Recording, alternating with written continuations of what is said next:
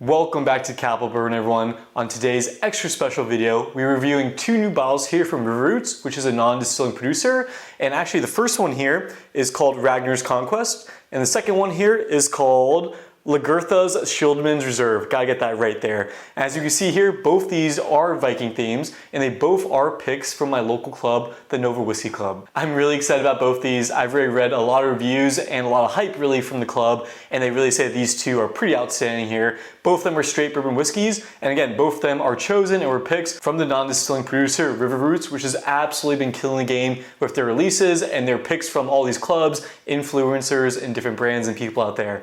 They've been releasing a lot of 12-year MGP, even some 13-year MGP, I believe. These ones here aren't that, but they are still pretty well aged. This one here on my right is 8 years, 4 months old, and comes in at 124.32 proof.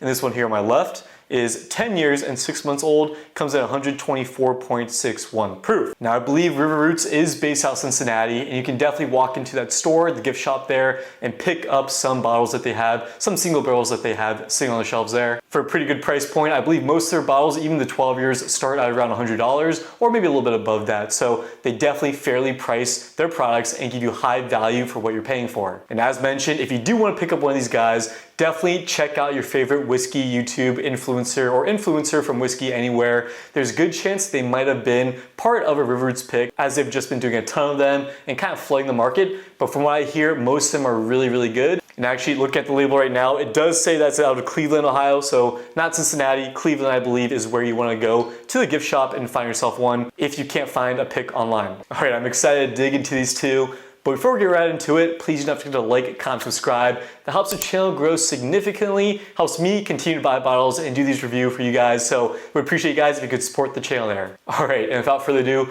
let's just go ahead, crack into these bottles here, see how they are on the nose, the palate, give them a ranking, and see if they're worth our hard-earned cash. And the time hunting for a pick of your very own. I swear they make these wax tabs here so hard to open, unnecessarily hard. I just broke that one. So might have to run this one in water or get some sort of hacksaw to open this guy up.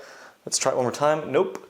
Okay, I'll definitely be back. Gonna stop the recording and try to get these bottles open here finally. All right, and after some very hard struggling there, I finally got these two bottles open. Had to use a tool here, a plier, to get the one on my right. The one on my left actually was a lot easier, and I was just able to use my hand and pry away at that pull tab, and I finally got it open. But come on, it's 2025, and we gotta get on the game and finally make these pull tabs with these wax tops a lot easier to open. Besides the point, let's just go ahead and pour these guys up, starting with Ragnar's Conquest here.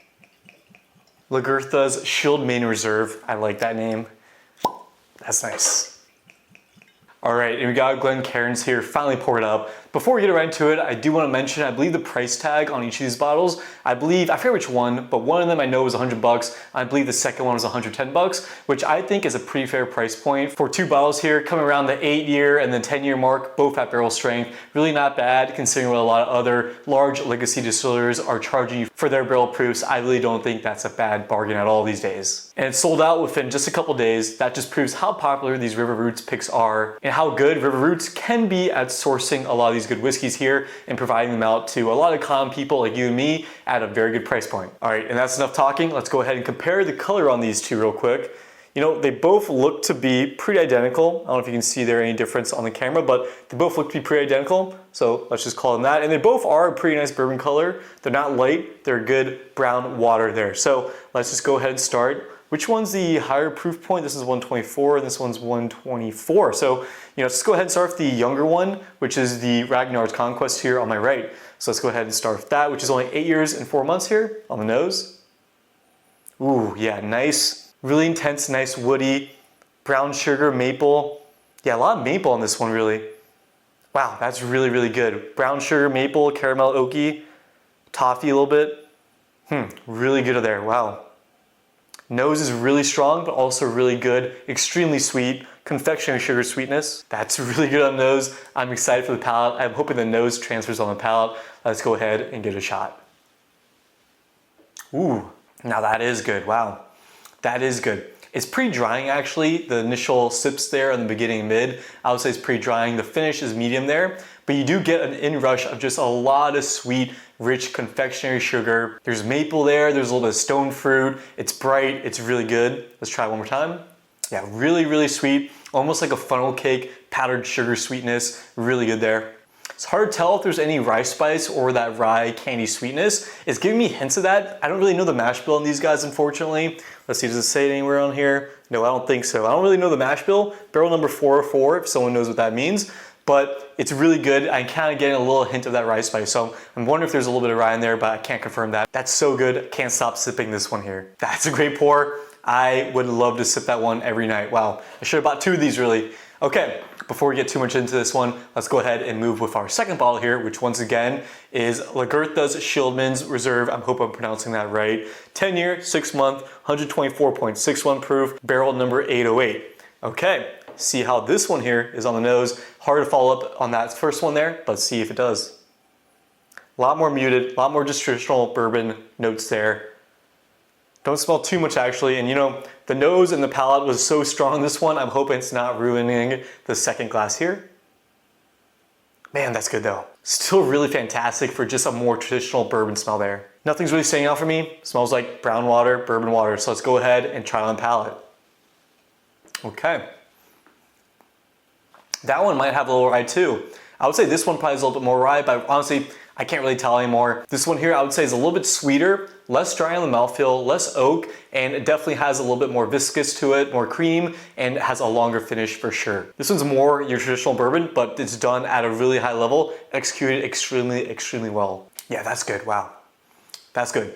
Even for $100, that's really good still. I hate to use this term, but it's honestly pretty smooth there. And the proof point does kick you there at the very end. You can feel the Kentucky hug going down a little bit your esophagus on this one, but I don't mind that at all. It's really good and a really fantastic pick for both these guys here. Although I would say the one on my right here, oh God, what's this one again? The Ragnar's Conquest. I gotta remember that name. The Ragnar's Conquest, I would say, is my winner for today. It's just more sweet, more interesting, more complex, which is just something you don't find too often in the bourbon world, especially for a pretty good price point there. This one, again, on my left, the Lagertha's Schildman, I would say it's pretty good. You know, $100, $120, I would say it's just as much as I would pay for this one and not a cent more. For this one here, the Ragnar's Conquest, though, I would probably pay a good amount more, maybe like 20 or 30 bucks over MSRP in order to grab a bottle of this one. It's really that good and really that interesting. And this just goes to show that, you know, non-distilled producers that source from MGP and other distilleries can really output some really good whiskeys, especially for picks. And you know, they do definitely do some aging and some finishings in-house for sure. Although these guys here are just straight bourbon whiskey, so definitely not finished, but they definitely can age it a little bit more in their own warehouses and kind of develop their own twist and little flavors and mixtures on those bottles and barrels that they're releasing. Let's try these guys one more time, start my right here, and then we'll finally give them a ranking. Just so intense sweetness there in the beginning and mid palate, even lingers onto the late palate there. I wouldn't say it's a long finish once again, but the sweetness especially lingers there, which is actually quite delicious and super, super enjoyable. Let's try this one on the left one more time. Okay, more sweetness on that one now. That's a great bourbon. It's subtle sweetness. It's not shocking right in your face, gonna punch you with all this sweetness, but it's a more subtle, long-lasting sweetness all throughout. Kind of like you're sucking on a hard candy there. Definitely kind of, you know, that longer lasting flavor, but also super, super enjoyable. Okay, my ratings on these guys, I'm gonna go ahead and give Ragnar's Conquest here on my right an 8.6. I think it's absolutely fantastic. I really love this, right up my alley. You get a lot of those fruit notes too there, that apricot, stone fruit, both a ton of sweetness, confectionery, good, rich sweetness. Reminds me of going to a carnival as a kid and getting a funnel cake or something of that nature, just being super sweet, and maybe would give you a tummy ache afterwards. That's kind of how I would describe this one, and an excellent pick from Nova Whiskey Club. This one here on my left, the Lagertha's Schildman Reserve, I'm gonna go ahead and give that a 7.9. I think it's a really good, fantastic, great bourbon whiskey. It's just missing that little complexity or the little uniqueness that puts into that fantastic, incredible range there. So 7.9 is absolutely a great score for this one. I'm extremely happy with it, especially again, guys, for the price point, you cannot beat these guys. I'm gonna go ahead and look out for a couple of my favorite whiskey influencers and figure out which ones I trust their palate on and see if they recommend or have any River Roots picks, because these guys are absolutely fantastic. I have to be adding more of them to the shelf. All right, and keeping what's becoming a tradition on this channel, let's just go ahead and mix these two guys together here and see what we get. So I'm mixing a little bit less of the Ragnar's Conquest into a little bit more of the Lagertha's Schildman Reserve. Give it a quick swirl there, a little quick blend. That's good enough here at Capitol Bourbon. So let's go ahead and see how it is on the nose. A lot more char on the nose. Definitely more muted. I would say a good mix between these two, but just a lot more char on the nose. Interesting. Sweet too on the nose, but just a lot more char. Let's see how it is on the palate. That's actually quite enjoyable.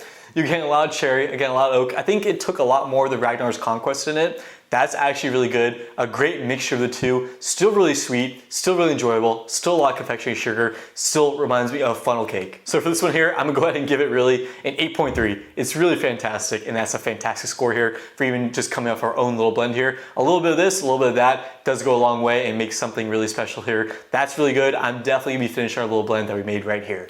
All right guys, well that does it for this review here of 2 River Roots pick from the Nova Whiskey Club. Definitely check them out if you're local to the Northern Virginia area. They absolutely knocked it out of the park there with picking 2 barrels. They're absolutely fantastic and honestly some of the best and sweetest bottles I've ever really tried, which I definitely enjoy considering it has a lot of complexity, the fruit, the wood, the brown sugar, it's all there. Absolutely out of the park. Don't forget guys, if you enjoyed that review, then please like, comment, subscribe. It helps the channel grow significantly and I want to make more videos for you guys, so let me know down below in the comments what you would like to see. More hunts, more reviews, more tastings, more blinds. I'm willing to take any of your feedback and put it into making these videos here. Until next time guys, enjoy your whiskey and I'll see you on the next one.